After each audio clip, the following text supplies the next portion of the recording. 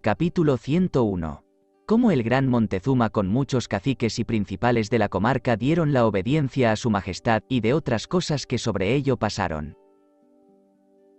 Como el capitán Cortés vio que ya estaban presos aquellos reyecillos por mí nombrados, y todas las ciudades pacíficas, dijo a Montezuma que 2 veces le había enviado a decir antes que entrásemos en México que quería dar tributo a su majestad, y que pues ya había entendido el gran poder de nuestro rey y señor, que de muchas tierras le dan parias y tributos, y le son sujetos muy grandes reyes, que será bien que él y todos sus vasallos le den la obediencia, porque ansí se tiene por costumbre, que primero se da la obediencia que den las parias e tributo. Y el Montezuma dijo que juntaría sus vasallos y hablaría sobre ello, y en 10 días se juntaron todos los más caciques de aquella comarca, y no vino aquel cacique pariente muy cercano del Montezuma, que ya hemos dicho que decían que era muy esforzado y en la presencia y cuerpo y miembros se le parecía. Bien era algo atronado, y en aquella sazón estaba en un pueblo suyo que se decía Tula, y a este cacique, según decían, le venía el reino de México después del Montezuma, y como le llamaron, envió a decir que no quería venir ni dar tributo, que aun con lo que tiene de sus provincias no se puede sustentar. De la cual respuesta hubo enojo Montezuma, y luego envió ciertos capitanes para que le prendiesen, como era gran señor y muy emparentado, tuvo aviso délo y metióse en su provincia, donde no le pudo haber por entonces.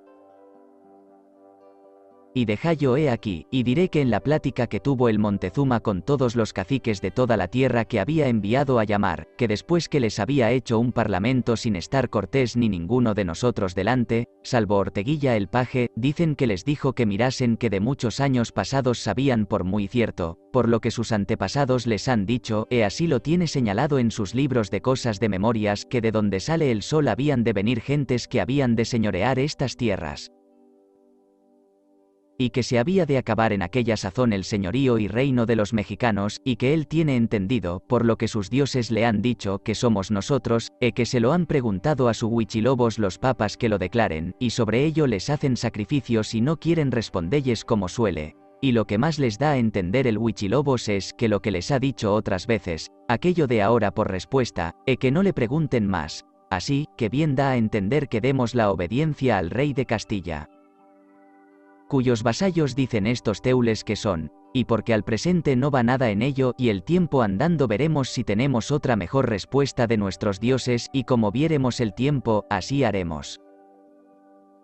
Lo que yo os mando y ruego, que todos de buena voluntad al presente se la demos, y contribuyamos con alguna señal de vasallaje, que presto os diré lo que más nos convenga, y porque ahora soy importunado de Malinche a ello, ninguno lo rehúse. Mirá que en 18 años que ha que soy vuestro señor, siempre me habéis sido muy leales, yo os he enriquecido, he ensanchado vuestras tierras, os he dado mandos e hacienda. Si ahora al presente nuestros dioses permiten que yo esté aquí detenido, no lo estuviera.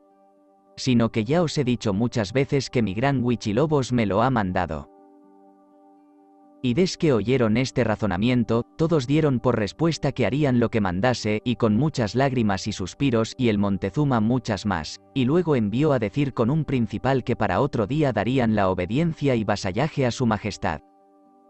Después Montezuma tornó a hablar con sus caciques sobre el caso, estando Cortés delante, nuestros capitanes y muchos soldados, y Pedro Fernández, secretario de Cortés, dieron la obediencia a su majestad, y con mucha tristeza que mostraron, y el Montezuma no pudo sostener las lágrimas, queríamoslo tanto de buenas entrañas que a nosotros de verle llorar se nos enternecieron los ojos, y soldado hubo que lloraba tanto como Montezuma. Tanto era el amor que le teníamos.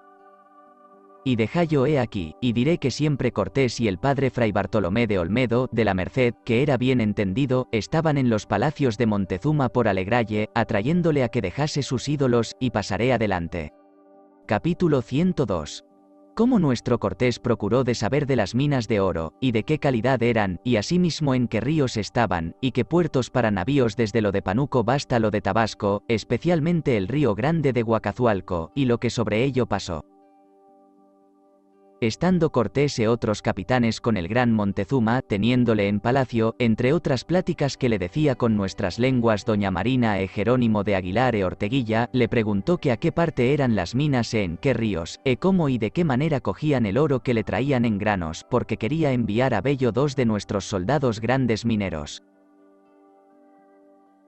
Y el Montezuma dijo que de 3 partes, y que donde más oro se solía traer que era de una provincia que se dice Zacatula, que es a la banda del sur, que está de aquella ciudad andadura de 10 o 12 días, y que lo cogían con unas jícaras, en que lavan la tierra, que allí quedan unos granos menudos después de lavado, que ahora al presente se lo traen de otra provincia que se dice Gustepeque, cerca de donde desembarcamos, que es en la banda del norte, que lo cogen de 2 ríos, que cerca de aquella provincia hay otras buenas minas.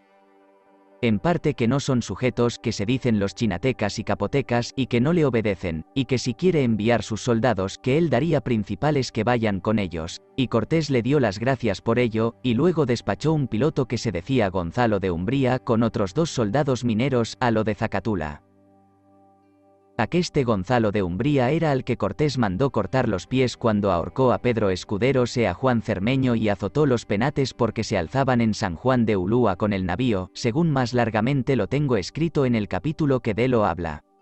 Dejemos de contar más en lo pasado, y digamos cómo fueron con el Umbría, y se les dio de plazo para ir y volver 40 días. Por la banda del norte despachó para ver las minas a un capitán que se decía Pizarro, mancebo de hasta 25 años, y a este Pizarro trataba Cortés como a pariente. En aquel tiempo no había fama del Perú ni se nombraban pizarros en esta tierra. Con 4 soldados mineros fue, y llevó de plazo otros 40 días para ir y volver porque había desde México obra de 80 leguas, con 4 principales mexicanos.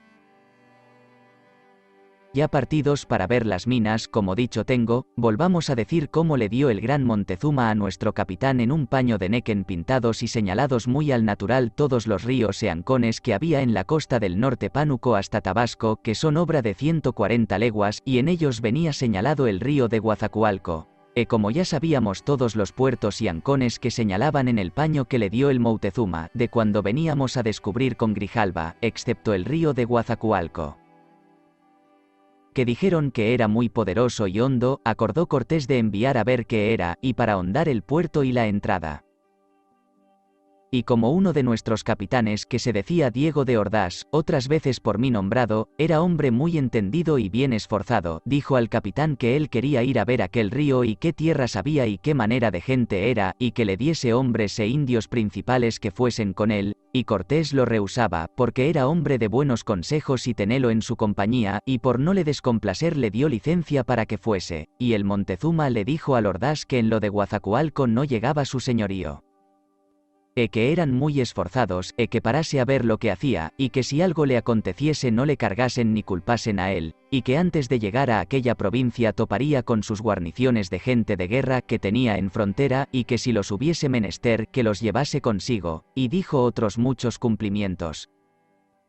Y Cortés y el Diego de Ordaz le dieron las gracias, así, partió con 2 de nuestros soldados y con otros principales que el Montezuma les dio.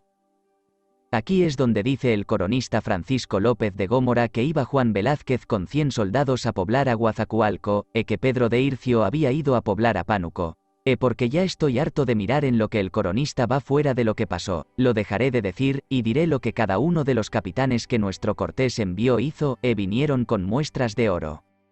Capítulo 103. ¿Cómo volvieron los capitanes que nuestro capitán envió a ver las minas y a ahondar el puerto río de Guazacualco? El primero que volvió a la Ciudad de México a dar razón de a lo que Cortés los envió, fue Gonzalo de Umbría y sus compañeros, y trajeron obra de 300 pesos en granos, que sacaron delante de los indios de un pueblo que se dice Cacatula, que, según contaba el Umbría, los caciques de aquella provincia llevaron muchos indios a los ríos, y con unas como bateas chicas lavaban la tierra y cogían el oro, y era de 2 ríos, y dijeron que si fuesen buenos mineros y la lavasen como en la isla de Santo Domingo o como en isla de Cuba, que serían ricas minas, y asimismo trujeron consigo 2 principales que envió aquella provincia, y trajeron un presente de oro hecho en joyas que valdría 200 pesos, a darse e ofrecerse por servidores de su majestad. Y Cortés se holgó tanto con el oro como si fueran 30.000 pesos, en saber cierto que había buenas minas, a los caciques que trajeron el presente les mostró mucho amor y les mandó dar cuentas verdes de Castilla, y con buenas palabras se volvieron a sus tierras muy contentos. Y decía el Umbría que no muy lejos de México había grandes poblaciones y otra provincia que se decía Matalchingo, y a lo que sentimos y vimos, el Umbría y sus compañeros vinieron ricos con mucho oro y bien aprovechados, que a este efecto le envió Cortés, para hacer buen amigo d'él por lo pasado que dicho tengo, que le mandó cortar los pies.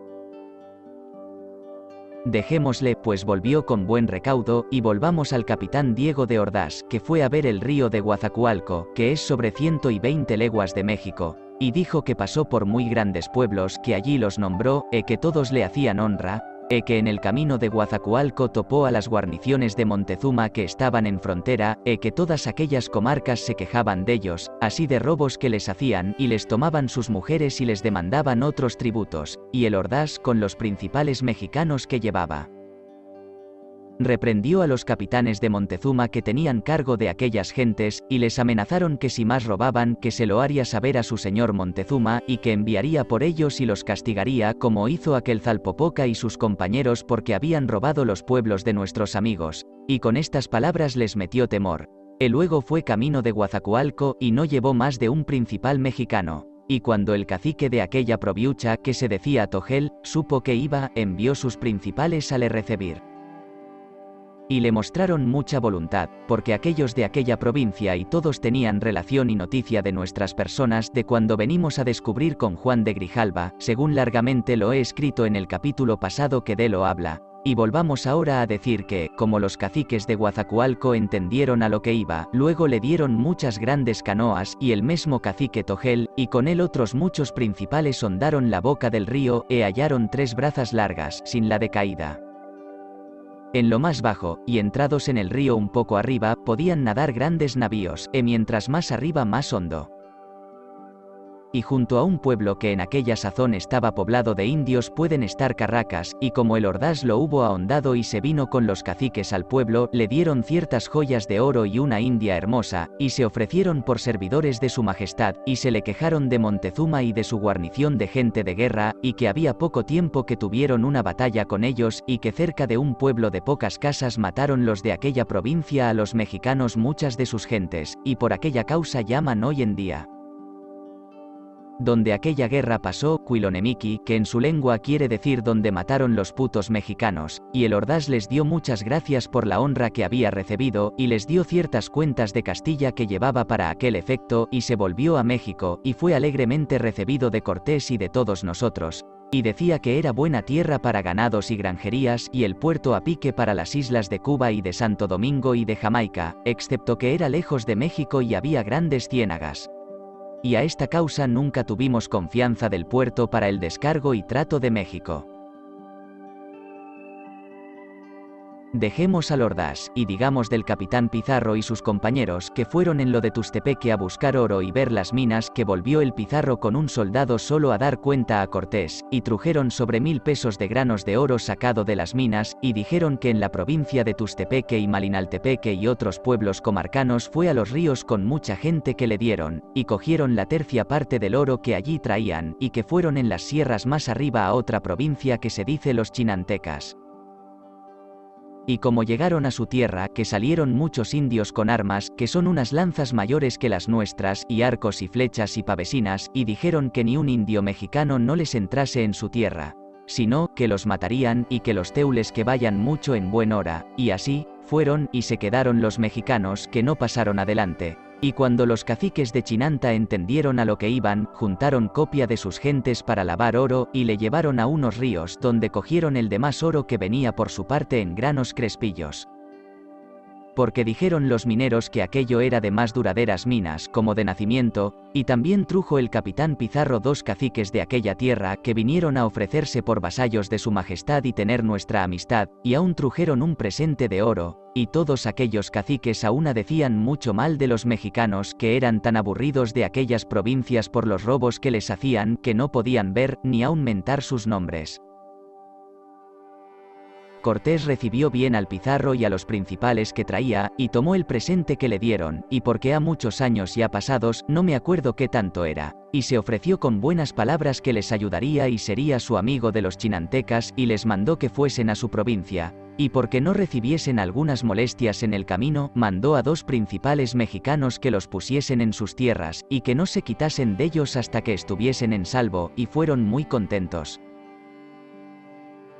Volvamos a nuestra plática, que preguntó Cortés por los demás soldados que había llevado el Pizarro en su compañía, que se decían Barrientos y Heredia el Viejo y Escalona el Mozo y Cervantes el Chocarrero. Y dijo que porque les pareció muy bien aquella tierra y era rica de minas, y los pueblos por donde fuimos muy de paz, les mandó que hiciesen una gran estancia de cacahuatales y maizales y pusiesen muchas aves de la tierra y otras granjerías que había de algodón, y que desde allí fuesen catando todos los ríos y viesen qué minas había.